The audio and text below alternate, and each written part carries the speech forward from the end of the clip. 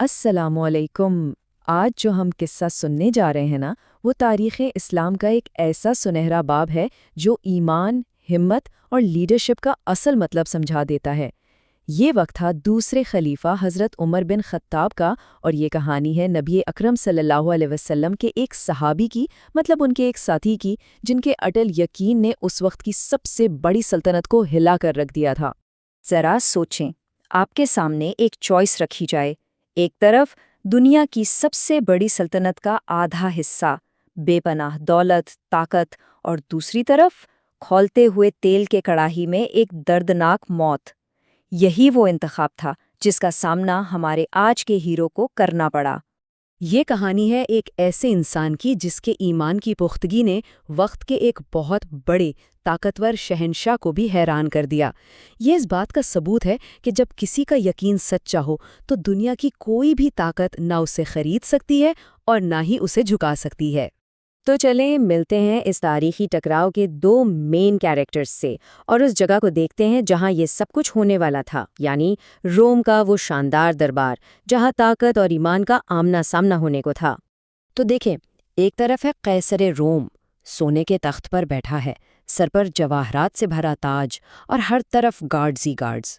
اور دوسری طرف ہیں حضرت عبداللہ بن حذافہ، ایک صحابی، پھٹے پرانے کپڑوں میں، ہاتھوں پیروں میں زنجیریں، لیکن چہرے پر ایک ایسا وقار، ایک ایسا سکون ہے جسے کوئی توڑ نہیں سکتا۔ انہیں ایک فوجی گشت کے دوران قیدی بنایا گیا تھا۔ اچھا، تو یہ جو قیصر روم تھا نا، اس نے مسلمانوں کے بارے میں بہت کچھ سن رکھا تھا۔ وہ ان کے ایمان کی مضبوطی کو دیکھ کر ڈرتا بھی تھا اور سچ پوچھیں تو حیران بھی تھا۔ تو اس نے سوچا کہ چلو اس قیدی کے ساتھ ایک سائیکولوجیکل گیم کھیلا جائے، اور بس یہیں سے شروع ہوا ایمان کا ایک کڑا امتحان۔ بادشاہ نے اپنی پہلی چال چلی۔ اس نے کہا، عیسائیت قبول کر لو، میں تمہیں آزاد بھی کر دوں گا اور دولت سے مالا مال بھی۔ حضرت عبداللہ نے صرف مسکرا کر بڑے اطمینان سے جواب دیا، تیری یہ پیشکش میرے لیے مچھر کے پر کے برابر بھی نہیں ہے، مجھے اس سے 1000 گنا زیادہ پیاری موت ہے۔ اب یہ سن کر تو بادشاہ کی انا کو بہت بڑی چوٹ لگی۔ اس نے اپنی آفر کو اور بھی بڑا کر دیا، اتنا بڑا کہ کوئی سوچ بھی نہیں سکتا تھا۔ اس نے کہا، آدھی رومن سلطنت لے لو اور میرے ساتھ تخت پر بیٹھو۔ مطلب یہ ایک ایسی پیشکش تھی جو کسی کے بھی قدم ڈگمگا سکتی تھی۔ لیکن اس ناقابل یقین پیشکش کے جواب میں حضرت عبداللہ نے وہ تاریخی الفاظ کہے کہ پورے دربار میں جیسے سناٹا چھا گیا۔ انہوں نے کہا، خدا کی قسم، اگر تو مجھے اپنی پوری سلطنت اور اس کے ساتھ سارے عرب کی بادشاہت بھی دے دینا، تب بھی میں ایک پلک جھپکنے کے لیے بھی محمد صلی اللہ علیہ وسلم کے دین سے نہیں پھروں گا۔ تو اب بادشاہ کو سمجھ آ گئی کہ لالچ سے کام نہیں بنے گا۔ اس نے اپنی ٹیکٹکس بدلیں۔ اب آزمائش صرف لالچ کی نہیں تھی، اب باری تھی جسمانی تکلیف کی، کردار کی آزمائش کی، اور آخر میں موت کے خوف کی۔ تو پہلے تو انہیں 3 دن اور 3 راتیں بھوکا پیاسا رکھا گیا، پھر ان کے کمرے میں ایک خوبصورت عورت کو بھیجا گیا۔ لیکن حضرت عبداللہ نے کیا کیا؟ انہوں نے بس اپنی نظریں جھکائیں اور قرآن پڑھنا شروع کر دیا۔ ان کی آواز میں اتنا رعب تھا کہ وہ عورت ڈر کر چیختی ہوئی بھاگی اور بادشاہ سے جا کے بولی، وہ کوئی انسان نہیں ہے، یا تو وہ فرشتہ ہے یا پھر پتھر۔ اچھا، جب دولت، شہرت، دنیاوی کشش یہ سب حربے فیل ہو گئے تو بادشاہ نے اپنا آخری اور سب سے خطرناک پتہ کھیلا، موت کا خوف۔ اور وہ بھی کوئی عام موت نہیں، بلکہ ایک بہت ہی تکلیف دہ موت۔ اس نے اپنے بہترین تیر اندازوں کو بلایا اور حکم دیا کہ ان کے بالکل قریب سے تیر چلائیں، اتنے قریب کہ ان کے چہرے کے پاس سے سنسناتے ہوئے گزریں۔ لیکن آپ جانتے ہیں کیا ہوا؟ ان کے چہرے پر خوف کا نام و نشان تک نہیں تھا، بس ایک پرسکون مسکراہٹ تھی اور زبان پر اللہ کا نام۔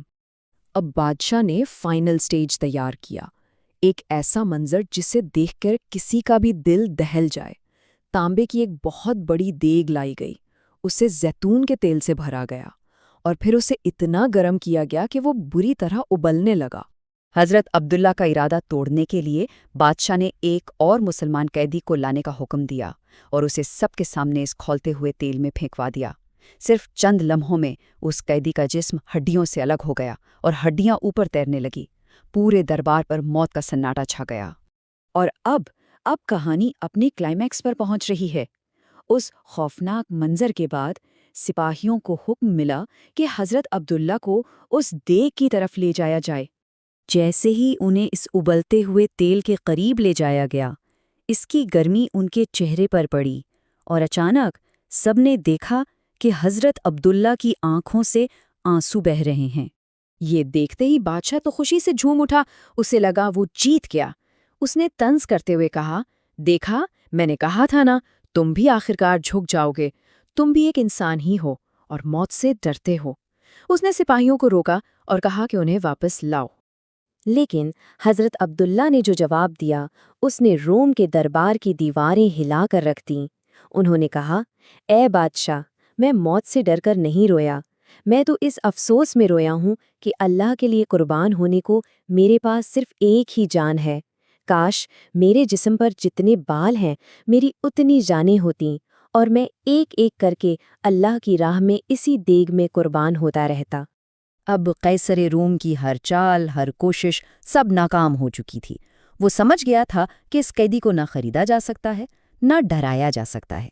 وہ عبداللہ کی عظمت کو مان چکا تھا، اور اب بس اپنی عزت بچانے کے لیے انہیں رہا کرنے کا کوئی راستہ ڈھونڈ رہا تھا۔ تو بادشاہ نے ایک بڑی عجیب سی شرط رکھی۔ اس نے کہا، تم بس میرے ماتھے کو چوم لو، میں تمہیں آزاد کر دوں گا۔ اب یہاں حضرت عبداللہ کی ذہانت دیکھیں۔ انہوں نے فوراً اس موقع کو پہچانا اور پلٹ کر سوال کیا، کیا تم میرے ساتھ باقی تمام مسلمان قیدیوں کو بھی رہا کرو گے؟ بادشاہ نے کہا، ہاں، اگر تم میرا ماتھا چومو تو میں تمام 80 قیدیوں کو چھوڑ دوں گا۔ تو آپ نے اسے اپنی ہار نہیں سمجھا، بلکہ اسلام کی ایک بڑی جیت سمجھتے ہوئے یہ شرط مان لی۔ یہ صرف ایک بوسہ نہیں تھا، یہ 80 مسلمانوں کی زندگیوں کا معاملہ تھا۔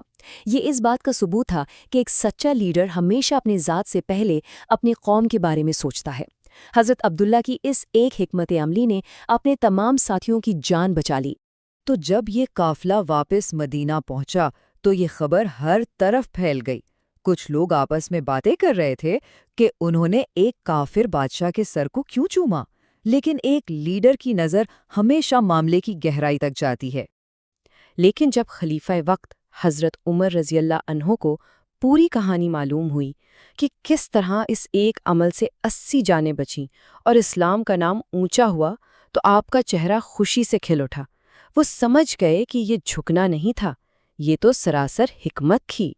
اور جب حضرت عبداللہ مسجد نبوی میں آئے تو حضرت عمر اپنی جگہ سے کھڑے ہوئے اور سب کے سامنے بلند آواز میں اعلان کیا، آج ہر مسلمان پر یہ حق ہے کہ وہ عبداللہ بن حذافہ کے سر کو بوسہ دے، اور اس کی شروعات سب سے پہلے میں کروں گا۔ یہ کہہ کر وقت کے خلیفہ خود آگے بڑھے، حضرت عبداللہ کو گلے لگایا اور ان کے ماتھے پر بوسہ دے کر ان کے عمل پر مہر لگا دی۔ یہ ایک عظیم انسان کو ایک عظیم لیڈر کی طرف سے سب سے بڑا خراج تحسین تھا۔